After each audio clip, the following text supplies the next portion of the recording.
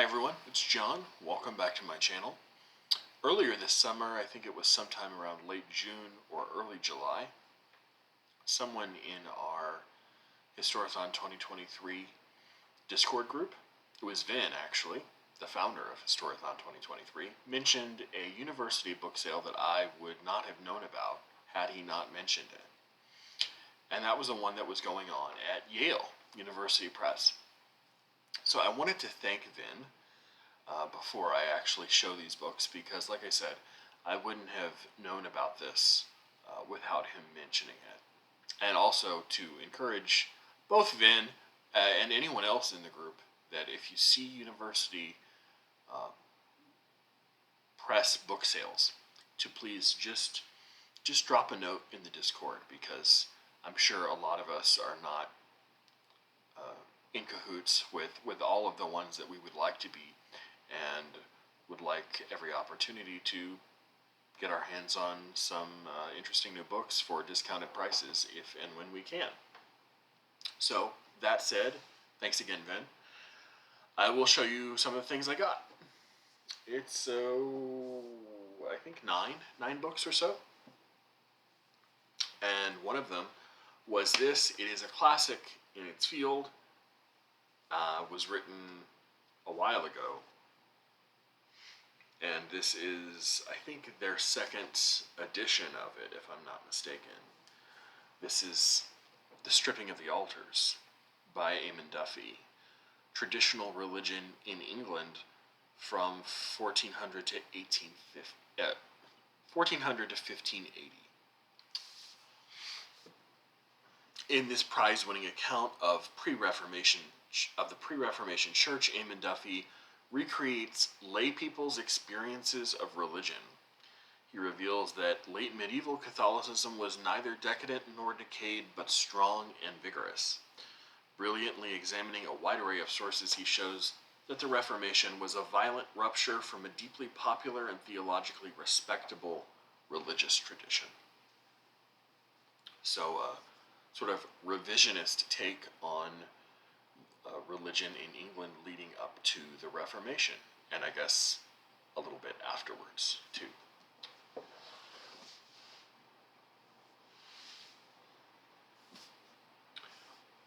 Some of these books,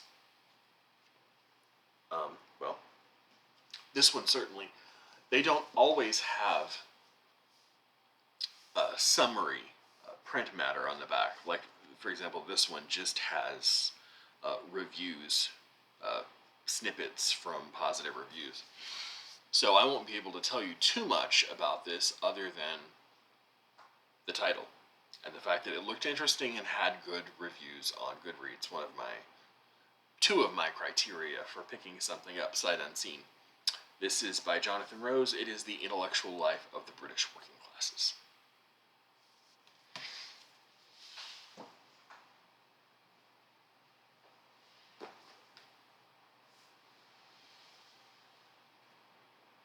And this is much the same thing, but it does have a quip from Richard Holmes on the back, who does a lot of work with, I guess, 18th and 19th century poets. I mean, he wrote the famous Shelley biography, Shelley the Pursuit. This is Leo Damrosch's Eternity's Sunrise, The Imaginative World of William Blake. William Damrosch being the research professor of literature at Harvard. And if I'm not mistaken, he's since retired, and now his son is also a literature professor of Harvard, though I don't think he occupies the same position. And of course, one of the reasons I got this is these lovely illustrations by Blake. Let's see if I can show you some more. But the mythological world that Blake builds in his art and his poetry is really, really complex and can be a little off-putting to someone who's not familiar with it. So I bought this in the hopes that when I go back and read Blake sometime, that this will shed a bit of light on some of those figures. Sorry, something popped up on my computer. Right. Next is always interested in how Europe turned from a largely pagan world to a largely Christian one in the 4th and 5th centuries, 6th centuries. And this is Christians and Pagans, the Conversion of Rome from Alban to Bede by Malcolm Lambert. And again, this might just be because the only thing I purchased from Yale were paperbacks, but there is nothing aside from a beautiful illustration on the back. So I can't really tell you too much about the material because there are no French flaps to read you any summary material.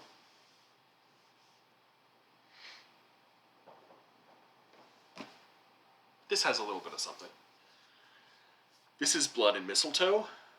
And by the way, not sure if I mentioned this at the top, Peg did her due diligence in showing you the books that she got from Princeton a month or so ago. She always manages to jump the gun faster than I do. But many of these, you'll notice, she got as well, including this one, if I'm not mistaken. Blood and Mistletoe, The History of the Druids in Britain by Ronald Hutton. And this says on the back, has a blurb by, I think, a name everyone will know, Peter Ackroyd. Published by the Romans in the 1st century CE.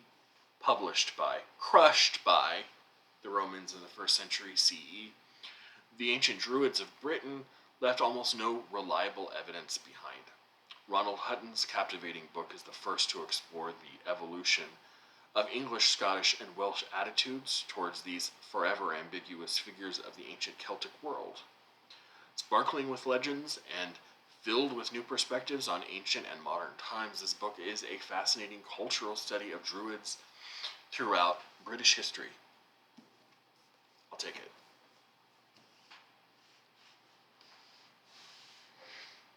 Some more Reformation religious history. I am in the middle of a Luther and Erasmus kick, so I figured why not buy some more? Even though this isn't narrowly about Luther or Erasmus, it is a history of the English Reformation. It is by Peter Marshall, Heretics and Believers, a history of the English Reformation. And it won the Wolfson Prize, one of the 3 or 4 most prestigious history prizes as far as I'm concerned. And in this book, Peter Marshall offers an all-encompassing new interpretation of the English Reformation, combining a sensitivity to the lived experience of individuals with a masterful knowledge of institutional developments. Marshall frames the actions of people, great and small, against a backdrop of profound and often violent change. Heretics and Believers is a must-read for anyone eager to discover how the Reformation shook England to its core and altered the very meaning of religion itself. So, all right, 3 more.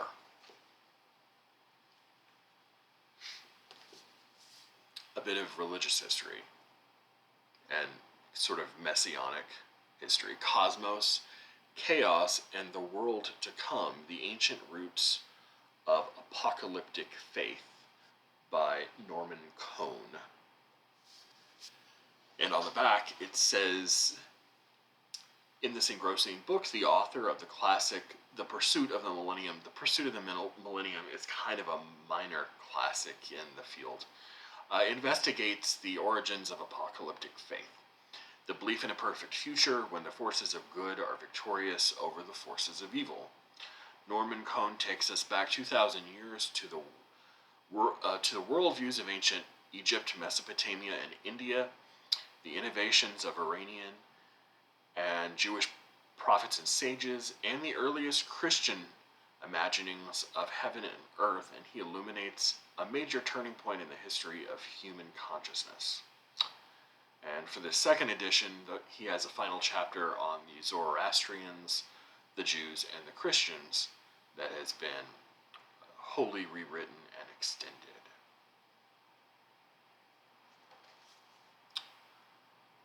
Okay, let's see. Next, I have seen this on Hamilton books for ages, but just refused to pay $20 or $25 for it. I knew it would eventually cross my path, and it was nothing that I immediately needed. So I just waited to come across it where it was less expensive, and I grabbed it. This is Yale's new biography of Charles V, Emperor, A New Life of Charles V by Jeffrey Parker.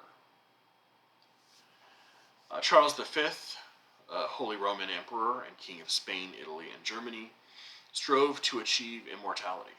From 1519 until his abdication in 1556, he built palaces, wrote his own autobiography, and signed more than 100,000 documents in numerous languages. Yet, despite his efforts, he remains shrouded in myth. Eminent historian Jeffrey Parker interrogates every dimension of Charles's life, views the world through the emperor's own eyes, and explores the decisions that shaped the world's first transatlantic empire.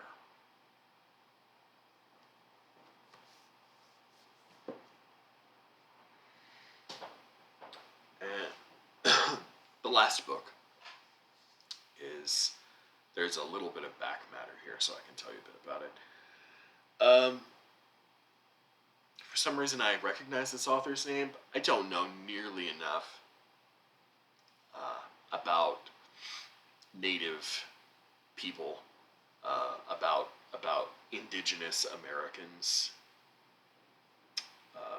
that I want to know. I mean, it's shocking, really, and I figure this might be a good inroad to fixing that. This is by Pekka Hämäläinen, and it is Lakota America, A New History of Indigenous Power. From what I know, also another well-acclaimed book he wrote, The Comanche Empire. The Lakotas are imprinted in American historical memory. Red Cloud, Crazy Horse, and Sitting Bull are iconic figures in the American imagination, but in this groundbreaking book, they emerge as something different. The architects of Lakota America, an expansive and enduring indigenous regime that commanded human fates in the North American interior for generations. Pekka Hämäläinen's deeply researched and engagingly written history places the Lakotas at the center of American history, and the results are revelatory. Of course, they would say that, but there are quotes on the back from Simon Sebag Montefiore and Paul Muldoon and Cornelia Channing, so hopefully a corrective towards my paucity of knowledge about indigenous peoples. So that wraps it up. Those are my books from Yale University Press. Thanks again to Ben. I've already said this, but if you were in the group or interested in joining our Historathon Discord or the Voxer group, and you have information about University Press sales, I think I'm probably not the only one who will be interested in hearing about them. So drop a link and let us know. I love to look even if I don't end up buying, even though I usually do end up buying something. I will be back soon with more videos.